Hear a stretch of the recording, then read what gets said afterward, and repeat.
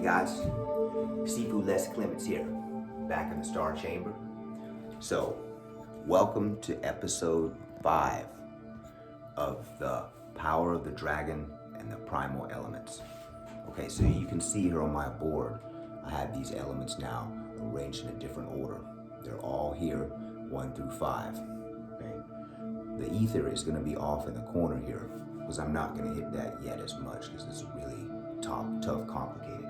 Because these other 4 elements have to be balanced and reciprocating properly in their property proportions before the gateway or the portal of the 5th element will open. So we have to open the portal of the 5th element by balancing the 4 properly. The right amount of water, right amount of fire, right amount of air, all infused into the earth so that they're in equal parts. Now when these energies start to reciprocate properly, it will start to align the next elements.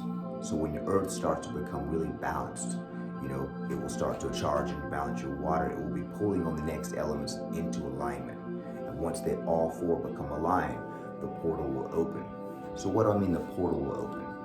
I mean your consciousness will be changed enough. And that's the metaphor. The portal is open where you will be able to understand 5th element things. Okay?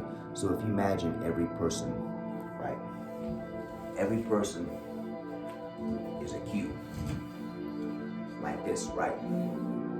But not gold. Let me say what I mean. I'm going to adjust this camera a little bit. Okay, so if you imagine every human being on this planet is a cube, right? There's a whole lot of cubes that are crude, not golden, crude brick cubes, okay? They're not shaped, they're not square, they're crude blocks, right? Okay, now this can be changed with knowledge. So does someone want to stay as a crude block? So what does a cube that is a crude block look like in a person? No purpose, right? No purpose, just can't get a foothold into making something better. Don't care, right?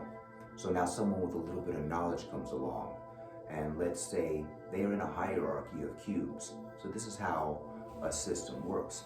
So the cube is transmuted, okay, into higher things, but it has to be sculpted right first. So what I mean by that is a cube that is rough, really rough, not square edges, very crude, right?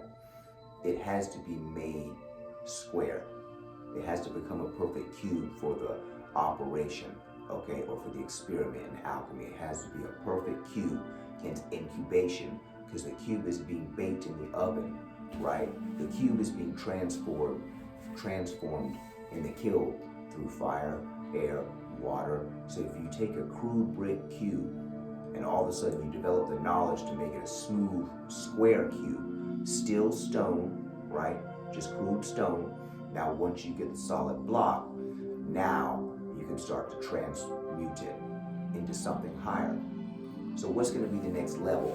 If we take the stone in alchemy, we're going to transmute this crude block, okay, with a lot of components, elements. We're going to transform it into a block of lead. Okay, lead is the most unworked base metal in alchemy. It has the most potential, but it's still a higher metal. It's still as powerful as it is. It's still above a crude block. See, because metal is going to be denser. All right, so if a person got a block, which is themselves, very crude, are you following me? And through transforming their body, through the elements, through water, through fire, through air, through earth, transforming these elements is going, like I said, it's going to electromagnetically charge the body. And when that happens, you start to see the cube transforming. Right? Well, that is the end result. But before this happens, you're going to see the other processes. So before someone gets to this point where they're 5th dimensionally charged or electromagnetically charged, before they get to this point, they are a silver cube. You see the metaphor? See? And then before that, they're a copper cube or a tin cube. You see? So each metal gets higher up the alchemical spectrum on the alchemical scale. right? So these metals that correspond to the planets. So someone who's a crude brick would be in the stage of like rock, putrefaction. Someone who's at rock bottom, maybe they don't have any money, maybe they don't really feel like they have any skills, but all of a sudden they get a little foothold and they find a passion that they're unaware of that's going to lead them straight to their purpose. And it could be anything, but there's got to be a foundation underneath practice. And that's what the elements are. See, there's nothing that this concept does not fit underneath. This is the basis of our existence, the primal elements. We cannot live without any of these. We cannot live without water. We cannot live with fire. We cannot live without earth, our bodies, of course, and our planet. We cannot live without air.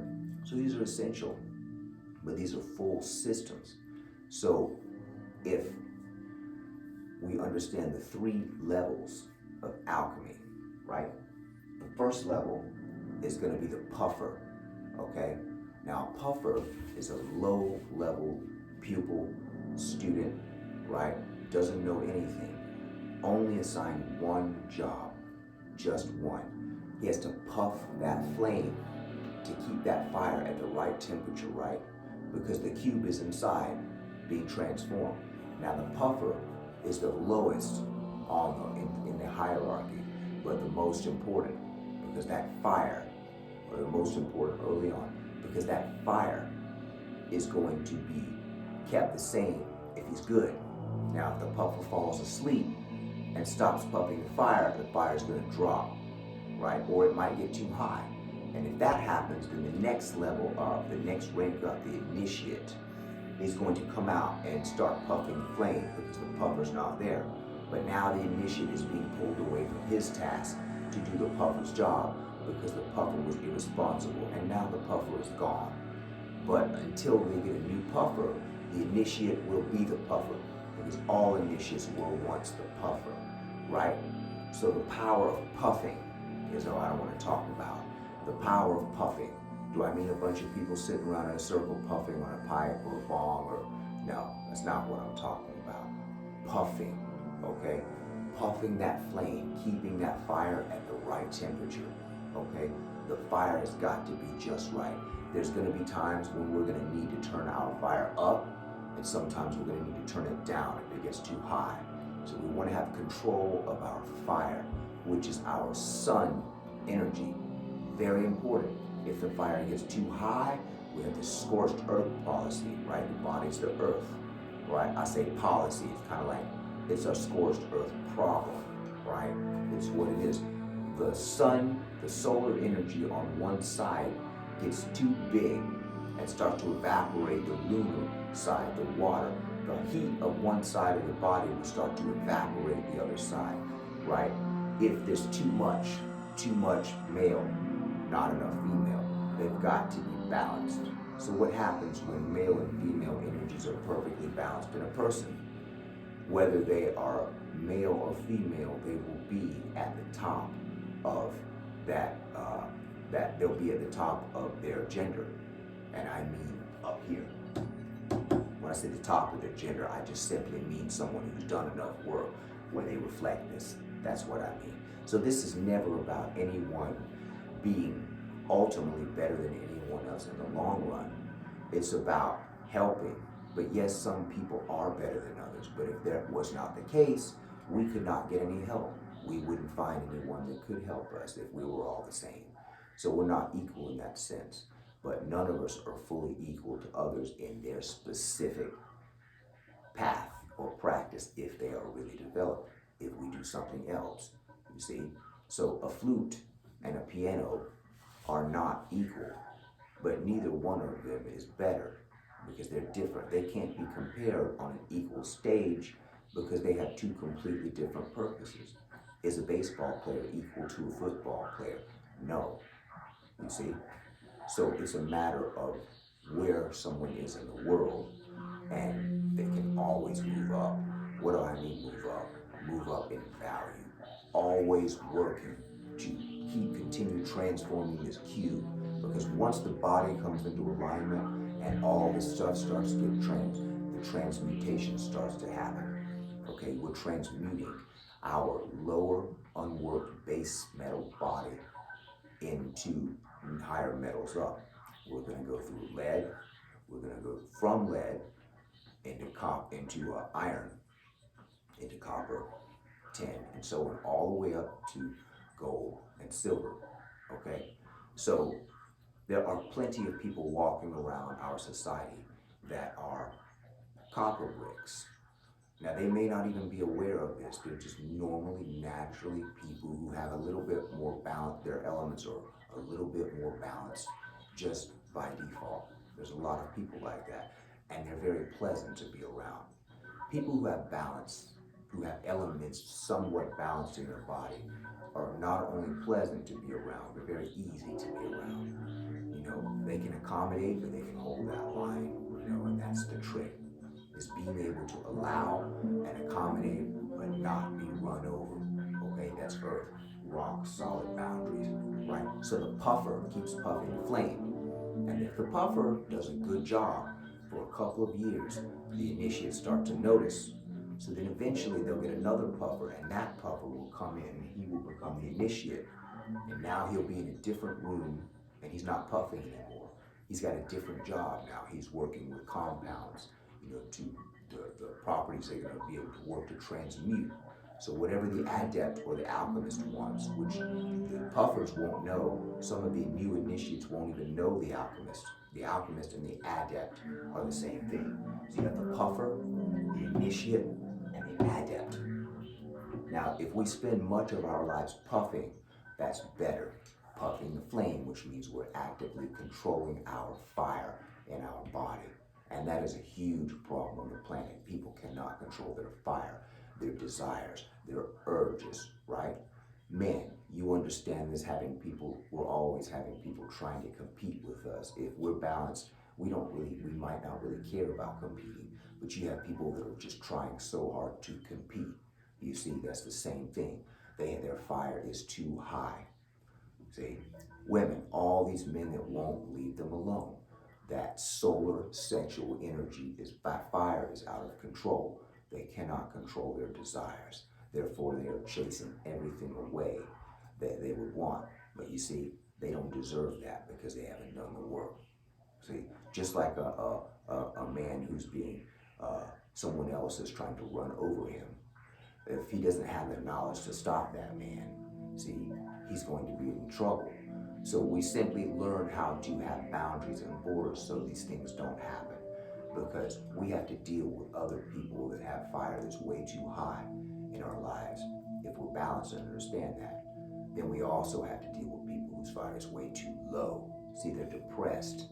They have more water, more emotion going on, and that fire is just very low. So there's no pop, there's no spark, there's nothing to really get them going, right? So if someone comes in, so you have a person who is a iron cube, and they're having a real problem, they're stuck. So iron, once a person is in the stage of an iron cube, there's going to be struggle and conflict, right? Because iron corresponds to what? That's right, Mars. Mars is the god of war. So iron is a stage where there's going to be conflict, there's going to be fear. So there are plenty of people right now all over the planet, hundreds of millions of people all over the planet that are living in this fear, this fight or flight mode. People that live in war-torn countries, people that are going through all types of natural disasters. The pandemic was a good example. All of these things, right? People's fire was either way too high or way too low. People were afraid, see, or the water was way too high, right? So what happens when someone's water becomes way more than their fire? It becomes a water imbalance, right? An excessive water. When the fire starts to get lower, the more. So someone who has more water, their emotions are going to dominate them more. Someone has too much fire, their emotions are going to dominate them more. You see? So it has to be controlled. So what keeps these forces in check? Okay? The elements and the teachers that rule them. So for example, the crane teaches us to be quiet, okay? And while we're quiet, we can still puff the flame, see? So once you move from puffer up into initiate, now here we go. This is no school that you have to go sign up for, no hierarchy that you have to get into. This is all happening with you and your life. We individually are trying to get here. Once we get here, then these start to balance, and then this will open up, okay? So if you think about these elements and how we're using them, that's pretty much the gist of it. We want to balance these elements in equal proportions. The 4 elements want to balance in equal proportions, and when that happens, then the portal to the dragon's egg will open. The dragon's egg is the 5th element, the ether, okay? Ruled by the dragon. Okay, so this is the power of the puffer, okay? So this metaphor is seen to Puff the Magic Dragon. If you remember that, a child's cartoon. Wonderful cartoon. I watched it as a kid. YouTube it. A lot of you may be too young to remember that. YouTube it, Puff the Magic Dragon. Simple cartoon, very old. This was a metaphor for alchemy. The Puff the Magic Dragon, constantly puffing that flame. The dragon had all these skills to take this child through different realities, to do all this stuff and help this child grow into something much, much more powerful. But people thought he was crazy, and that was the gist of the movie, Puff the Magic Dragon. But you see, that's a code for alchemy, about puffing, see, and initiating, being the initiate. And eventually, the initiate will become the adept, or the dragon, see? So, what happens as a student of alchemy, when he finally gets to the point, he's waiting to meet the alchemist that he's been working for all this time, that he or she has been working for. And where's this alchemist? Now they're finally ready. When they get enough knowledge, they'll understand that there is no external alchemist other than themselves. They're trapping in a true source. So when you operate and live your life from the dragon's egg, or the 5th element, then you can have the power to transform the entire world, okay? So what we're doing is we're building a frequency, right? So puffing the flame, the desires. Now, I did a couple of videos between part 4 and this part 5 that I wanted to inject, especially the one about the silver serpent, because the silver serpent is our magnetic fluid, right? And we're taking this magnetic fluid and we're drawing it up so it goes out. Once this magnetic fluid comes up, it creates this fire, this golden fire, the golden serpent. So you have the silver serpent and you have the golden serpent. Both of these serpents, sun and moon, will climb up the spine through breathing practice, just like this, right? And they climb up the central column, which is the spine, we call Sushumna. The golden serpent and the silver serpent are Ida and Pingala, the sun and the moon serpent. So as these serpents are climbing up to the top, this starts to happen when our elements start to balance in our body. See, our first chakra is earth, our second chakra is water, our third chakra is fire. First, second, third, fourth is air, right? 5th chakra is ether, right here, okay? So, keeping this all in mind, we're working with these basic elements to get ourselves to here. But we're not gonna just be here, and when we get here, can we stay here? I don't know if I'm here or not, honestly. It's my goal, see? But once you get developed, you go through these metals. So you can feel it though. You'll start to know when you're close to here. You may not really know, because you'll be able to do things that you won't understand how they happen. You'll be able to manifest things. People will be coming to you for things that if you give them, you will have great rewards for it. So we're here to give and help each other, right? So the puffer is very important. Puffing that flame, okay? Because when that fire is right, the water will balance, everything else, the earth will start to transform. Earth is the body, the brick in the oven, right? So once this brick is transformed enough, it will come up. So in a structure, you would have a gold brick at the top, You'd have a few silver bricks below that. You'd have a few copper bricks below that, or tin, and so on, all the way down, right?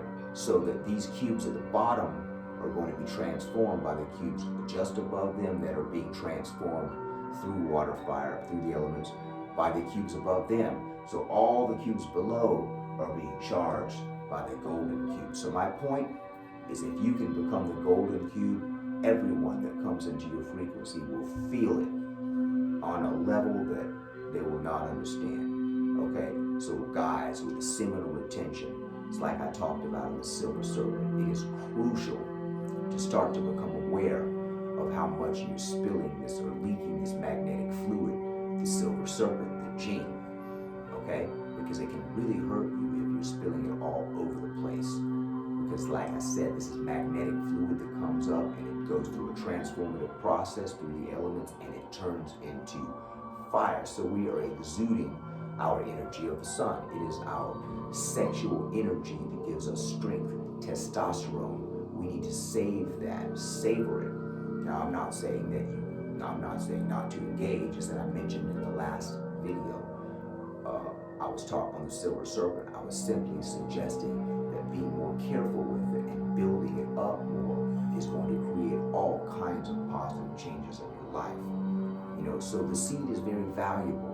So unless it's really, really worth it, it's not really supposed to be spilled. You know, like I said, simply moderation. It's just like alcohol. Alcohol's not that bad if you have a glass of wine, but if you have 2 glasses and pass out, that's not good for you. You see, this is the same thing. You know, if you leak every now and then, okay, it's not gonna hurt you, and you'll build back up, you'll regenerate. But if you're leaking all the time, that's a problem. That's an addiction, and it's a result of what?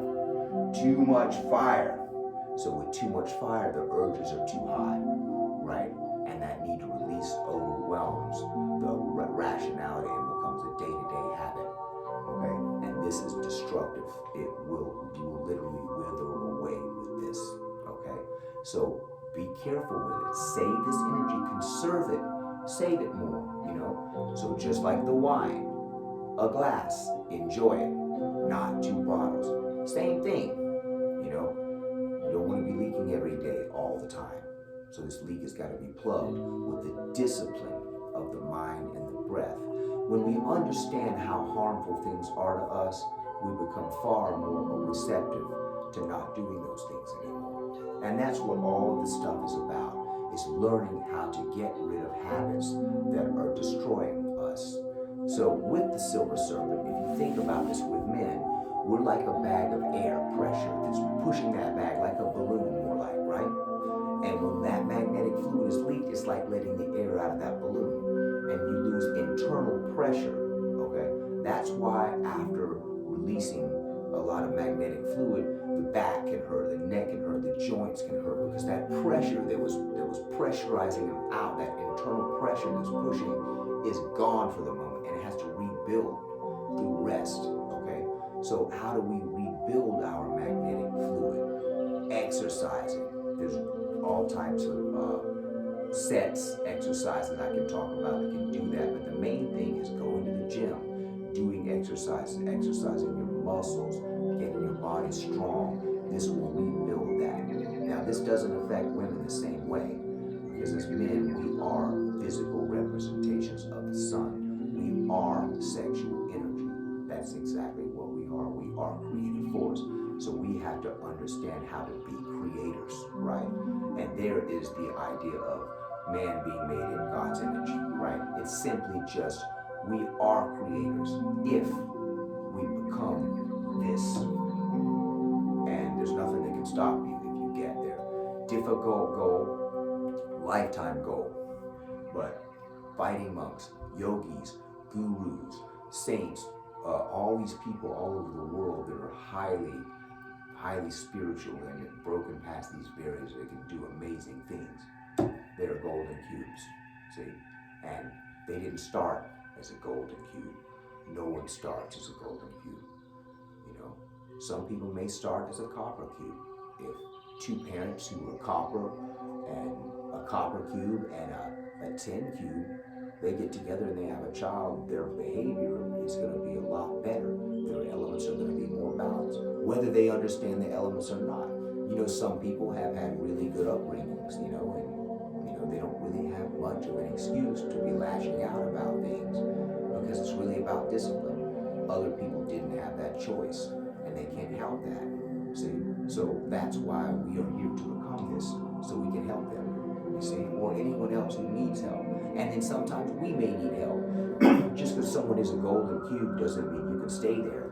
If you stop doing the things that electromagnetize your body, the charge will disappear. So it's maintenance, it has to keep it up. So high expectations with no work is toxic. So what I'm talking about, this takes a lot of work.